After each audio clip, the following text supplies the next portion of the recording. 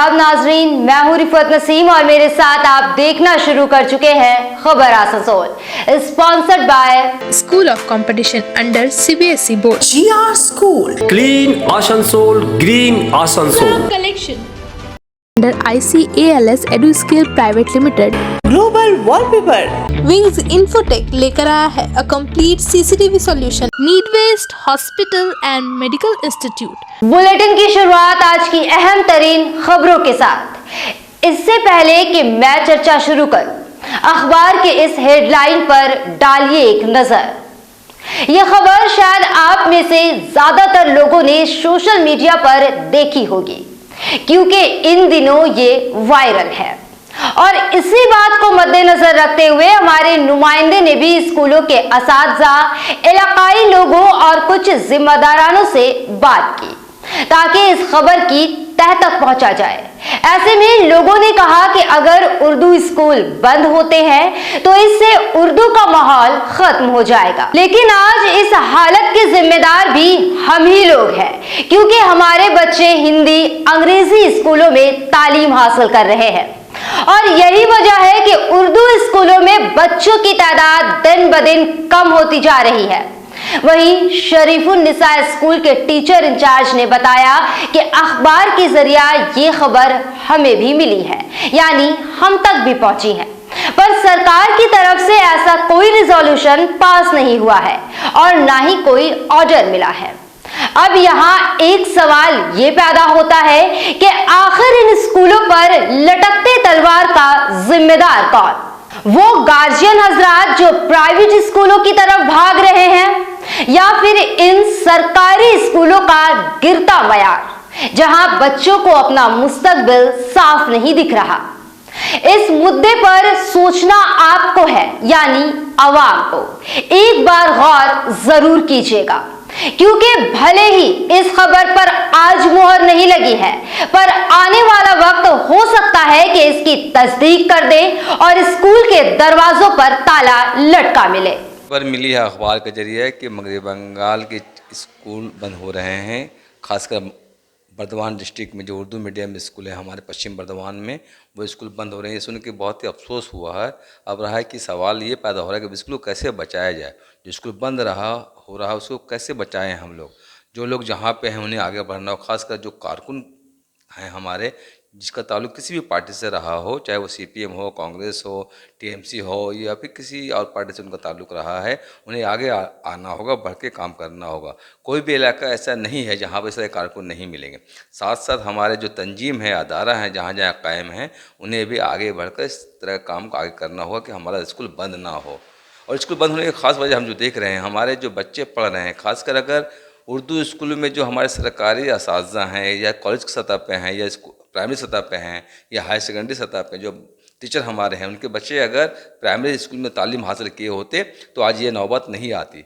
वो बच्चे जो प्राइमरी स्कूल में तालीम हासिल कर रहे हैं, ज़्यादातर वो गरीब बच्चे हैं, लेकिन हमारे जो असातिज़ा हैं जो सरकारी नौकरी में हैं, उनके बच्चे ज़्यादातर जो है देखिए लोरेटो में है, कॉन्वेंट में है या इंग्लिश मीडियम में तालीम हासिल कर रहे हैं। इसका एक बहुत ख़राब वजह है, ये भी मेरे नज़दीक जो है, अगर तालीम याफ्ता लोग जो है अपने बच्चों को, खासकर जो स्कूल से जुड़े हुए लोग हैं, अगर अपने बच्चों को इन स्कूलों में डालें तो इंशाल्लाह तालीम का मियार बुलंद होगा।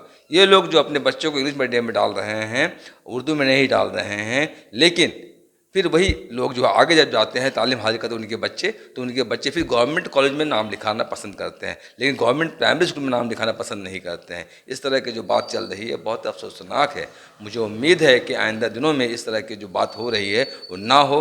तो हम गुजारिश करेंगे उन तमाम लोगों से जो इस काम में जुड़े हुए हैं, सरकारी सतह पर जुड़े हुए हैं या अदारे की शक्ल में जुड़े हुए हैं, तंजीम की शक्ल में जुड़े हुए हैं, या जो भी पार्टी के कारकुन हैं, अब उन्हें आगे बढ़ के ये काम करना होगा और इसको रोकने की भरपूर कोशिश करनी होगी। उन स्कूल में जाना होगा, गार्जियन से मिलना होगा और अपनी बात को रखना होगा, समझाना होगा कि हमारी मादरी ज़बान की क्या अहमियत है। और उन लोगों से पूछिए जिन लोगों ने मेहनत मशक्क़त करके एक स्कूल कायम किया है, कमरा बनाया है, दर दर के ठोकरें खाया है। स्कूल बंद हो जाना बहुत आसान बात है, स्कूल का खोलना खुलवाना, मंजूर दिलाना बहुत ही मुश्किल काम है, GSC लाने के बराबर है। लिहाजा मैं चाहूँगा कि इस तरह का काम जो है कोशिश जल्द से जल्द शुरू कर दें हम लोग, ताकि हमारा स्कूल जो उर्दू मीडियम स्कूल जो है बंद ना हो और फिर और दीगर बच्चे इसको में हमारे स्कूल में तालीम हासिल करें। मेरा नाम मास्टर मोहम्मद सुलेमान जी, मैं पश्चिम बर्दवान अंजुमन तरक्की उर्दू हिंद पश्चिम बर्दवान के जनरल सेक्रेटरी। देखिए, इसमें जिम्मेदारी तो बंद होने का हम लोग खुद है, आवाम ही है। इसमें तो मास्टर लोगों की कोई गलती नहीं, मास्टर अपनी ड्यूटी कर रहे हैं। मास्टर घर घर जा कर के भी सबको बोले कि आप बच्चे को भेजिए, लेकिन हम लोग जो है बाहर प्राइवेट में पढ़ा रहे हैं, तो कल होके बंद हो जाएगा तो मास्टर को तो ड्यूटी कहीं और मिल जाएगी, बिल्डिंग बेकार जाएगा, हमारा उर्दू कल्चर ख़त्म हो जाएगा। और क्या। अबुल फतह। देखिए, फ़र्क बंद होने से तो बहुत ज़्यादा फ़र्क पड़ेगा, क्योंकि जो लोग रोज़ मजदूरी करने वाले हैं उनके बाल बच्चे इस स्कूल में पढ़ते हैं, ठीक है। और बंद होने के ज़िम्मेदार हमारे जैसे लोग ही हैं, जो खुद अपने बच्चों को Hindi medium English medium school में पढ़ा रहे हैं। जो स्कूल के टीचर हैं उनके बच्चे इंग्लिश स्कूल में पढ़ रहे हैं, तो स्कूल को तो बंद होना लाजमी है। जब हम लोग खुद ही उर्दू पर ध्यान नहीं देंगे, अपने बच्चों को हिंदी और इंग्लिश मीडियम में पढ़ाएंगे, तो उर्दू स्कूल तो बंद होगा ही। अब इनमें नुकसान है, जो गरीब बच्चे मोहल्ले के हैं, जिनके बच्चे यहाँ पढ़ रहे थे, उनको खाना पीना भी मिल जा रहा था 3 वक्त एक वक्त का, तो उनको बहुत नुकसान होगा, परेशानी होगा। उनके बच्चे अब प्राइमरी सेक्शन में पढ़ना भी चाहेंगे तो रहमत नगर जाना उनके लिए 30-40 रुपया का टोटो भाड़ा बहुत मुश्किल पड़ेगा। और इसके ज़िम्मेदार 100% हम लोग जिम्मेदार लोग ही हैं, जिन खुद अपने बच्चों को हिंदी और इंग्लिश मीडियम में पढ़ा रहे हैं। देखिए, ऐसा तो अखबारों के ज़रिए हम लोगों को भी पता चला है कि कुछ स्कूल का नाम जो है वो बंद करने का उसमें आ रहा है, उसमें हमारे स्कूल का भी नाम है, लेकिन गवर्नमेंट की तरफ से इस किस्म का भी कोई भी ऑर्डर नहीं आया है कि स्कूल को बंद किया जाएगा। और रहा इसका स्टूडेंट का कम होने की वजह, तो सबसे बड़ी वजह हमारे इस इलाके के लिए ये है कि स्कूल में कोई भी हाई स्कूल नहीं है। इस इलाके में कोई भी बच्चा 4 पढ़ने के बाद 5 में पढ़ने उसका एडमिशन होने के लिए उसे रहमत नगर जाना पड़ता है, जो कि काफ़ी दूर है, यहाँ से 4 किलोमीटर 5 किलोमीटर पड़ता है।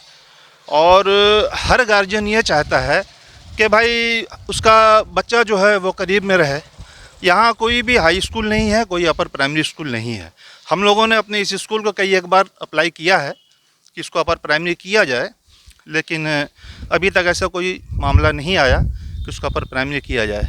इसलिए बहुत से गार्जियन ऐसे हैं जो कि अपने बच्चों को यहाँ से निकाल के हिंदी मीडियम स्कूल में डाल दे रहे हैं। इस सबसे बड़ी वजह यह है इसके रोल स्ट्रेंथ कम होने की। नहीं तो एक वक्त था कि इस स्कूल में 200 बच्चे भी थे, और उस वक्त ऐसी बिल्डिंग भी नहीं थी, ऐसा इंफ्रास्ट्रक्चर भी नहीं था, लेकिन उस वक्त भी बच्चे थे। लेकिन आज इतना अच्छा इंफ्रास्ट्रक्चर होने के बाद भी बच्चे नहीं हैं। इसकी सबसे बड़ी वजह यह है आज के वक्त में यहाँ के लिए कि यहाँ पे कोई भी हायर स्कूल नहीं है, और कोई भी बच्चा यहाँ से 4 पास करने के बाद 5 के लिए उसको रहमत नगर जाना पड़ रहा है, और रोल स्ट्रेंथ कम होने की यही वजह है। और रहा मसला ये कि जो कहा जा रहा है कि स्कूल बंद हो जाएगा, तो इस किस्म से अभी कोई गवर्नमेंट की तरफ से तो ऐसा कोई ये नहीं आया है हम लोग के पास सर्कुलर वगैरह कि स्कूल बंद होगा। कुछ गार्जियन का ये भी कहना है कि तालीमी मेयार उर्दू मीडियम प्राइमरी स्कूलों में ख़ासतौर से इतना नहीं है, जिसकी वजह से वो इंग्लिश मीडियम में या दीगर प्राइवेट स्कूलों में दाखिला करा रहे हैं। नहीं, ऐसी कोई वजह नहीं है। और जहाँ तक मामला है तालीमी मेयार का, तो तालीमी मेयार हर उर्दू स्कूल का बहुत ही अच्छा है। अच्छे काबिल ट्रेंड टीचर पढ़ा रहे हैं स्कूल में, ऐसा कोई मसला नहीं है कि तालीमी मेयार अच्छा नहीं है। और इसके लिए बराबर चेकिंग वगैरह भी होती ही रहती है गवर्नमेंट की तरफ से, हमारे SI की तरफ से बराबर इसके लिए देखरेख भी हो रही है। ऐसा कोई मसला नहीं है कि तालीमी मेयार ख़राब है। उर्दू मीडियम स्कूल का तालीमी मेयार कहीं भी ख़राब नहीं है। मेरा नाम जावेद अहमद, टीचर इंचार्ज हम शरीफुन्निसा FE स्कूल के। सागरदिघी में हुए ज़मीनी इंतखाब में कांग्रेस को कामयाबी मिली है, और ये बात TMC व वजीर आला को हजम नहीं हो रही है। ये तमाम बातें आज कांग्रेस नेता राजीव यादव ने कही हैं। दरअसल कांग्रेस नेता कौस्तुभ बागची को गिरफ्तार किया गया है, और इसी को लेकर कांग्रेसियों ने बेगुनिया मोड़ में एहतजाज जताया और जमकर नारेबाजी की। साथ ही साथ यहां लोगों ने कहा है कि अगर इन्हें रिहा नहीं किया गया तो आगे और भी जोरदार एहतजाज होगा।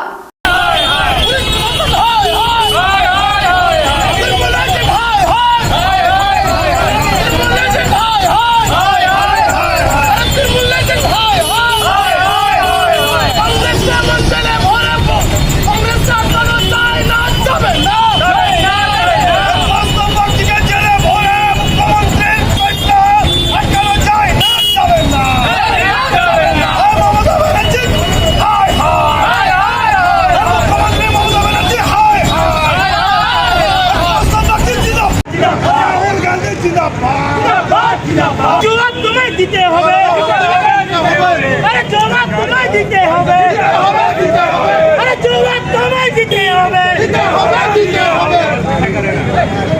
পুলিশ প্রশাসন হায় হায় হায় হায় হায়, পুলিশ প্রশাসন হায় হায় হায় হায় হায়। आज आप लोगों को पता है रात की अंधेरे में हमारे वेस्ट बंगाल के स्पोक पर्सन हाई कोर्ट के जो हमारे लॉयर हैं माननीय कौस्तुभ बागची जी को रात के अंधेरों में पश्चिम बंगाल की वो तृणमूल कांग्रेस के जो एजेंट पुलिस है उन्होंने अरेस्ट किया है। मैं सवाल पूछना चाहता हूं कि उनको अरेस्ट किस बेसिस पे किया गया। उन्होंने सिर्फ एक किताब को पढ़ा है, वो किताब माननीय उनके सांसद ने लिखा है। वो किताब एक्स प्राक्तन विधायक जो लिखा था 2013 में, उस किताब का कुछ बात वो पढ़ा है। तो जब वो किताब वो तृणमूल एक्स विधायक जो है वो लिखा था, तब तो ममता बनर्जी का हिम्मत नहीं हुआ उसको गिरफ्तार करने के लिए। आज वही किताब का कुछ अगर पेज कौस्तुभ बागची ने जब अधीर चौधरी के खिलाफ माननीय मुख्यमंत्री हम लोग का ममता बंदोपाध्याय उसका व्यक्तिगत आक्रमण किया, वही कौस्तुभ बागची जब उस पेज किताब का पेज का थोड़ा 2 लाइन पढ़ा तो उसके बल उसके आधार पे कौस्तुभ बागची को कल रात को गिरफ्तार करने किया। हम लोग का सवाल है तो जो दीपक घोष वो किताब लिखा था उसको क्यों आज तक गिरफ्तार नहीं किया, कौस्तुभ बागची को क्यों गिरफ्तार किया गया? सच्चाई बोलने के लिए तब क्या पश्चिम बंगाल में गणतंत्र बोल के कुछ नहीं है? ये सवाल हम लोग पुलिस प्रशासन से और माननीय मुख्यमंत्री से करना चाहिए। আপনারা জানেন বিগত আগে 2 দিন আগে সাগর দিঘিতে যে আমাদের চুনাव হয়েছিল উপচুনাव, তার মধ্যে কংগ্রেসের জিত আমাদের মুখ্যমন্ত্রীকে হজম হচ্ছিল। সেই নিয়ে মুখ্যমন্ত্রী সেদিন আমাদের অধীর বাবু যে আমাদের পিসিসি প্রেসিডেন্ট লোকসভার যে নেতা লোকসভার বিপক্ষের যে নেতা তার নিয়ে উল্টা পাল্টা বয়ান দিয়েছিল। তারই এগেন্সে আমাদের কৌস্তুভ বাগচি আমাদের যে পিসিসির যে স্পোক পারসন হাইকোর্টের লয়ার উনি একটা বই যে বই ওনারই সাংসদ ওনারই এমএলএ একজন লিখেছিলেন, সেই বইয়ের 2-3টা পাতা ওই পড়েছেন। সেই পড়ার পরিণামে স্বরূপ আজকে আমাদের কৌস্তুভ বাগচি সকালবেলা রাত্রির মধ্যে ওনাকে অ্যারেস্ট করা হয়েছে। আমরা সবাই আজকে বাইগুনিয়া মোড়ে এসে আমরা আজকে বিক্ষোভ জানালাম, কি আমরা অবরোধ করলাম, রাস্তাটা বন্ধ করলাম। আমরা চাইছি অবিলম্ব আমাদের কৌস্তুভ বাগচিকে ছাড়তে হবে, না হলে আমরা আগামী দিন বড় একটা আন্দোলনে যাব। नाजरीन, वक्त चला है मुख्तसर से वक्फे का।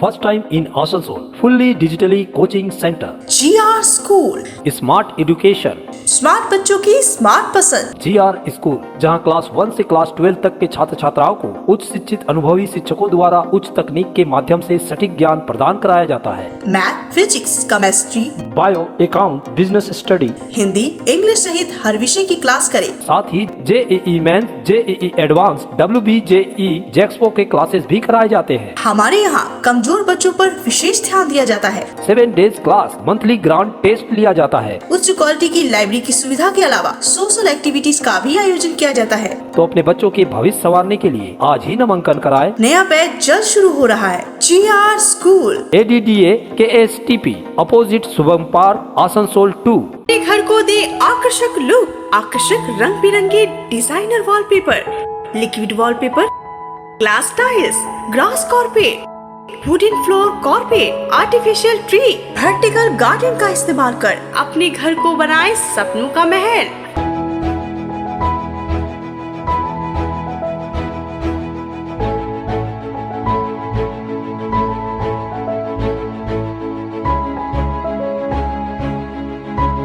आज ही आए ग्लोबल वॉलपेपर, जहां होलसेल दरों पर मिलेंगे एक से बढ़कर एक कलेक्शन। यदि घर का इंटीरियर डेकोरेशन करना हो तो देर न करें, आज ही आए global wallpaper, wholesale and retailer interior decoration, Murgasol complex, Lazeez building, 3rd floor, Asansol. Call करें 9883802437 पर।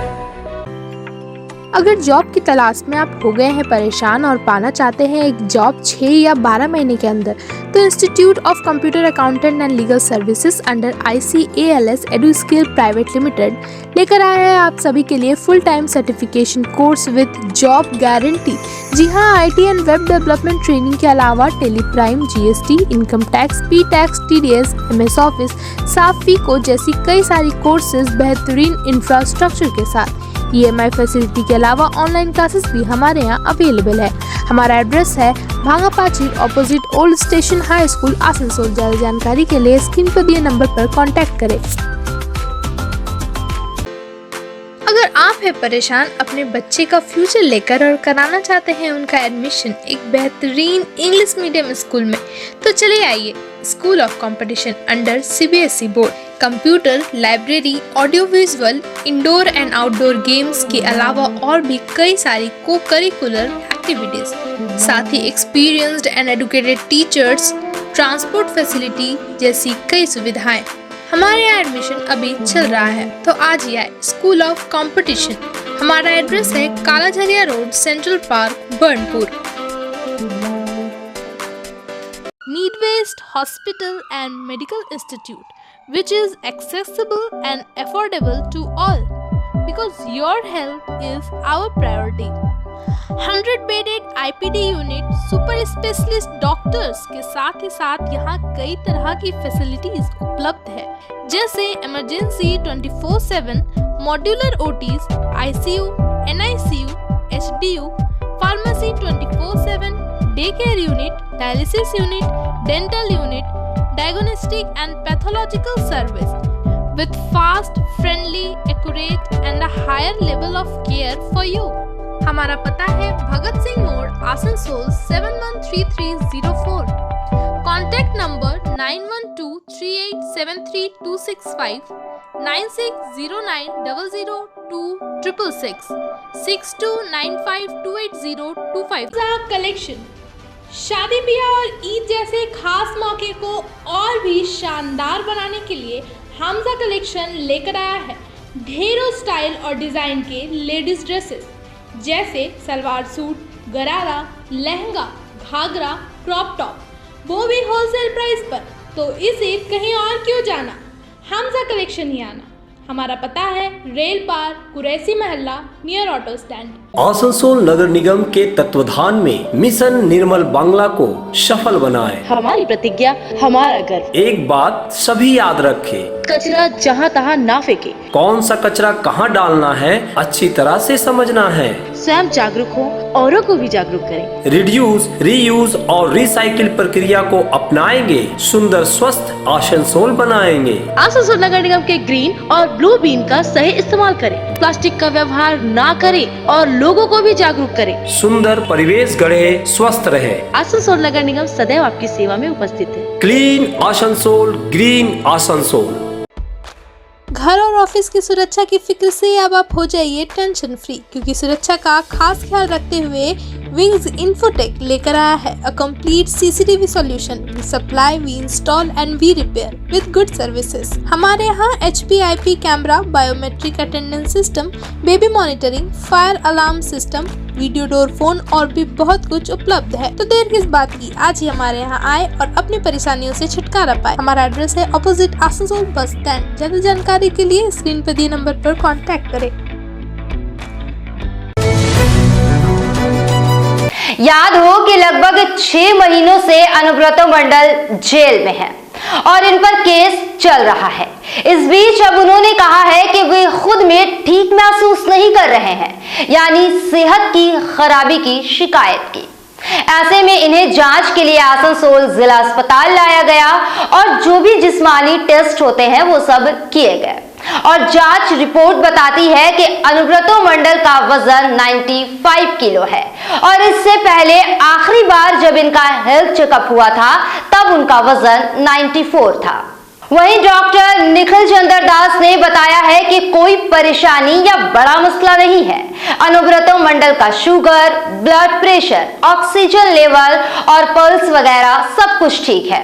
यहाँ बता दें कि जब इन्हें गिरफ्तार किया गया तो इनका वजन 115 किलो था, यानी कि पिछले 6 महीने की कैद में अनुव्रतो मंडल ने करीब करीब 20 किलो तक वजन को घटाया है, या फिर कहिए कि कैद काटते हुए ये वजन घट गया है।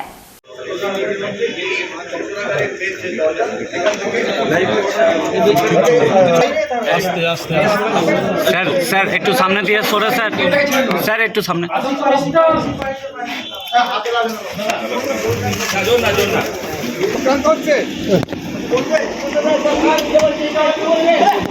আস্তে আস্তে আস্তে আসতে পারবো।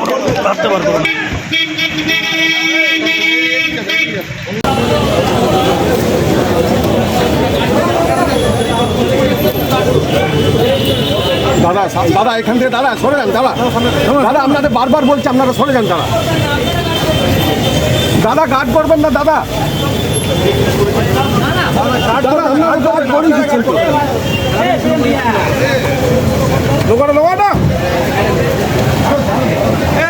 দাদা গার্ড করবেন না, দাদা গার্ড করবেন, দাদা সাহেব, আরে সাহেব, আরে এই তো সরুন থেকে, আরে সরুন নামলে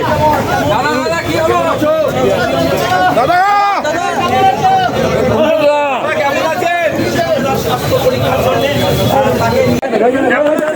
আপনাকে দিল্লি নিয়ে যাওয়ার ব্যবস্থা আছে, কিছু বলবেন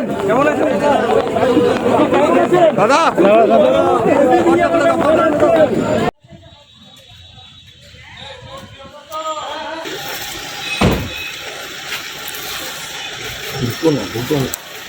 প্রেসার দিস না।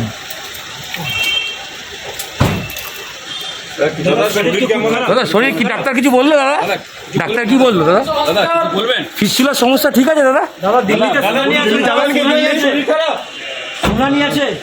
দিল্লি যাবেন? আমার কাছে যে রিপোর্ট আছে আমাকে দেওয়া হয়েছে এখানে, তো আমাদের সার্জন এবং মেডিসিনাল ডাক্তাররা বলেছেন যে এই মুহূর্তে ওই অ্যাকিউট ইমার্জেন্সি কিছু নেই, ওনার যে ওষুধপত্রগুলো চলছে সেগুলোই চলবে।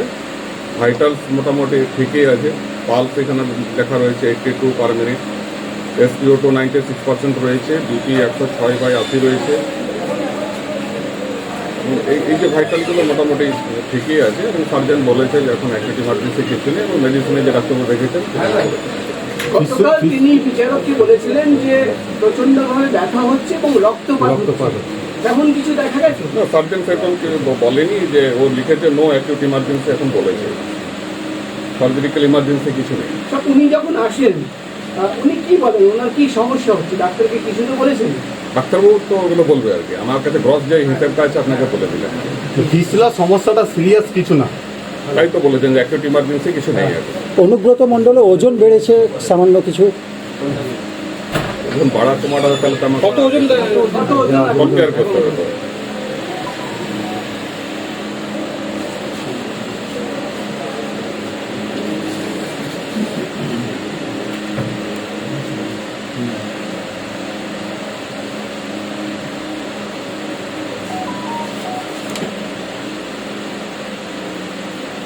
তো এই যে সবই হয়েছে, ওনারা সবই করেছেন যা যা করা দরকার। ব্লাড সুগার এগুলো ঠিকই আছে, কত আছে সুগার? করেছে। উনি কি ভর্তি হতে চান এরকম কোনো আর্জি জানাচ্ছিল আপনাদের কাছে? আমার কাছে কোনো খবর নেই। কজন সার্জন, কজন ফিজিশিয়ান ছিলেন? একজন ফিজিশিয়ান ছিলেন আর একজন সার্জন ছিলেন, আর ইমার্জেন্সি মেডিকেল অফিসার ছিলেন। সার্জনকে কি একবার ডাকা যাবে আপনার কাছে? আজকে আবার চলে গেছেন ওয়ার্ডে, আবার কি করে ডাকবেন? শুধু এইটুকু জানতে চাই যে উনি এসে কি বললেন, কমপ্লেন কি ছিল, উনি কি ডাক্তারগুলো দেখে নিয়েছেন, দেখে পরে আমাদের মতামত দিয়েছে যে এখন কোনো অ্যাকিউট ইমার্জেন্সি নেই। তার মানে উনি ভর্তি হয়েছে হতে চেয়েছিলেন, তাই তো? না, কি করে বলবো না, অ্যাকিউট ইমার্জেন্সি নেই, ওনার কোনো প্রয়োজন নেই, মানে আপনি এসেছিলেন। আমরা দেখলাম হঠাৎ একটা আওয়াজ হয়েছে, দেখলাম একটা ডাম্পার খালাসি ছিল না, খালি ড্রাইভার চালাচ্ছিল, মনে হয় মদ খেয়েছিল, আর একটা মোটরসাইকেলকে ও টেনে নিয়ে যাচ্ছিল, 3 ফুট 4 ফুট টেনেছে। লোককে আমরা হাল্লা করে ওটাকে দাঁড় করালাম আর নিজের দৌড়ে ওটাকে বার করলাম। কিন্তু এখন যা সময়, সে তো নো এন্ট্রির সময়। আমরা তো জানি এটা নো এন্ট্রি আছে, কী করে এটা ঢুকছে সেটা তো আমরা বলতে পারবো না। আমরা দেখি প্রায় ডাম্পার এখান থেকে পার হয়। সেটা সামনে তো পুলিশ প্রশাসন রয়েছে, তা সত্ত্বেও নো এন্ট্রিতে গাড়ি, বড় গাড়ি কী করে ঢুকছে? দাদা এটা তো আমরা বলতে পারবো না, এটা আমরা কী করে বলবো? আমরা তো সাধারণ মানুষ আছি, আমরা তো এটা জানি এটা নো এন্ট্রি, একটা পর্যন্ত নো এন্ট্রি থাকে, কিন্তু আমরা দেখছি একটা ডাম্পার পার হয়েছিল। আর সব থেকে বড় জিনিস, ডাম্পারে খালাসি ছিল না। ডাম্পার ডাম্পার একটা লোক কেন নিয়ে যাচ্ছে? ডাম্পার চালক কি মদ্যপ অবস্থায় ছিল? হ্যাঁ মনে হচ্ছে, দেখে তো এরকমই মনে হচ্ছিল। এটা তো ইনকোয়ারির বিষয় হয়েছে, আমরা বলতে পারবো না। নিয়ামতপুর জিটি রোড এরকমই একটা কনজেস্টেড এলাকা, তার উপরে আসানসোল কর্পোরেশনের একটা ফুটপাত করা হয়েছে, এই বিষয়ে কি বলবেন? এবং এটা তো আমরা আগেও কতবার চেষ্টা করেছি, ফুটপাথটা যদি ডাউন হতো তাহলে খুব ভালো হতো, কিন্তু উঁচু করা হয়েছে। আর ফুটপাথ হয়েছিল লোকের যাওয়ার জন্য, কিন্তু ওখানে এখন দেখছি আমরা বাইকও দাঁড়াতে পারছি না, খুব উঁচু আছে। আর ওর জন্যে টেম্পু, অটো, টোটো যখন বাইরে দাঁড়াচ্ছে, তো অ্যাক্সিডেন্ট তো হবার চান্সেসটা খুব বেশি থাকে। এই ফুটপাথের জন্য কি জাম সৃষ্টি হচ্ছে? बिल्कुल হচ্ছে, এটা তো কোনো সন্দেহ নেই। আপনার পরিচয়টা বলুন। गुरविंदर सिंह। नाजरीन, आज की खबरें बस यही तक, लेकिन ऐसे ही खबरों को देखने और जानने के लिए बने रहें खबर आसनसोल के साथ। हमारे चैनल को लाइक एंड शेयर करना ना भूलें, साथ ही साथ खबर आसनसोल को अभी इसी वक्त सब्सक्राइब कर लीजिए और अपनी राय कमेंट बॉक्स में हमें जरूर दीजिए। तब तक के लिए अल्लाह हाफिज।